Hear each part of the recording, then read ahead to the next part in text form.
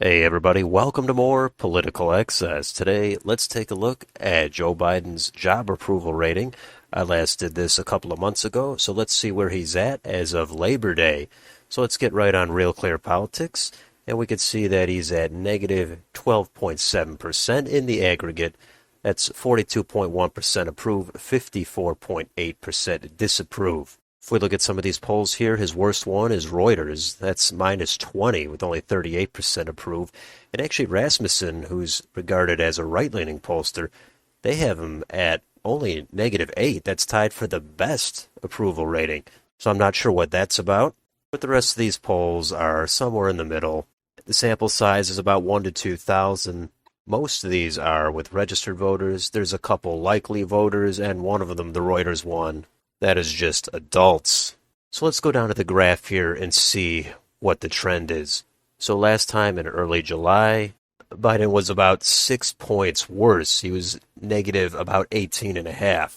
Now, that was absolutely atrocious. I was even surprised it got that low. However, it has rebounded a little bit. I guess we could say there has been some legislative success. People are starting to pay a little bit more attention as the midterms approach. However, there's plenty working against Biden. Gas prices, inflation, crime, immigration, and his coverage in the media is obviously far better than if this were happening under the Trump administration. However, Biden is going to point to gas prices having fallen. Yeah, that's true, but they were so extremely high that them falling a little bit down to just being normally horrible, I don't think that's really all that satisfying. Of course, Biden will say he has tons of successes internationally and domestic. The main thing people are going to care about is that economy. It's not the only thing, but it's probably the main thing. And it's quite painful out there still. The unemployment rate is low. I can grant that. However, as I've said before, one domestic metric being positive is not going to outweigh all that real pain that's out there. If you had cancer, but your doctor said you have really good cholesterol, I don't think it's going to really resonate all that much. Let's move over quickly to 538. There, Biden is doing a little bit better. He's 10.1% in the red. You can, of course, take a look at each individual poll to take a look at their crosstabs and their voter sample sizes. Let's move over to Civiqs and take a look at one more of these. Here, Biden is at a 53 to 39% spread. That's 14 points in the red.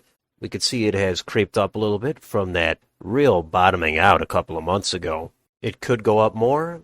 It could level off. It could go back down. Anything could happen. But of course, the Biden spin is his approval rating is the highest it's been in possibly even a year. But yet again, if you get an F every time and then you get one D, that is an extremely cheap, watered-down victory.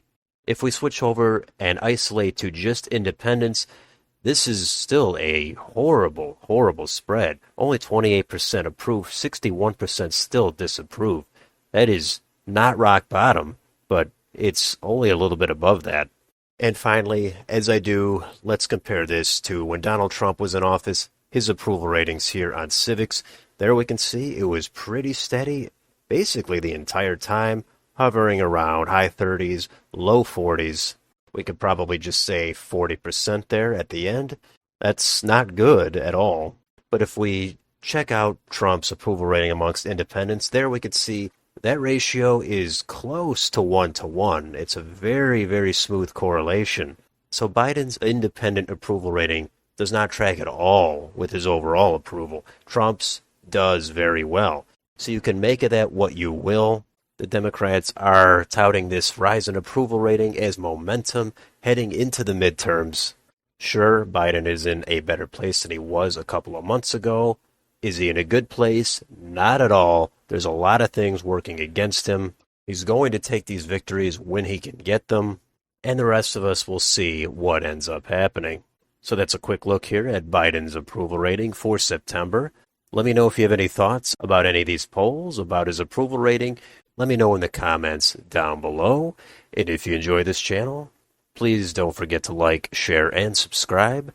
Follow me on Twitter. Hit the bell for notifications. Thank you for watching, and I will see you next time.